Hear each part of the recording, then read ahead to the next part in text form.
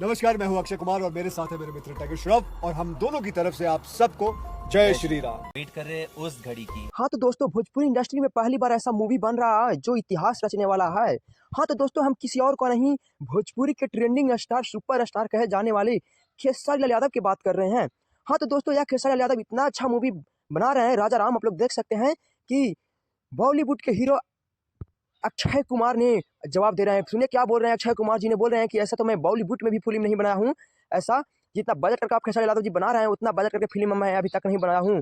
आप क्या चाह रहे हैं, भोजपुरी को कितना आगे बढ़ाना चाहते हैं? तो सुनिए खेसारी यादव ने क्या बोले कि धन्यवाद अक्षय कुमार जी, मैं बहुत आपका बड़ा फैन हूँ। आप बहुत बहुत शुभकामनाएं हैं भोजपुरी इंडस्ट्री को, जो आप मेरे फिल्म को प्रमोट कर रहे हैं। मैं भोजपुरी इंडस्ट्री को बहुत आगे करूँगा। खेसारी यादव खुलेआम बोल रहे हैं कि मैं भोजपुरी इंडस्ट्री को बहुत आगे करूँगा। भोजपुरी का पहली ऐसी मूवी बना है जो खेसारी यादव को बड़ाई करने में लगे हैं। अक्षय कुमार बॉलीवुड के और भी हीरो कर रहे हैं। आप लोग सुन सकते हैं क्या बोल रहे हैं। अक्षय कुमार और खेसारी यादव लाइव आकर क्या बोल रहे हैं। पहली बार ऐसा मूवी बन रहा है।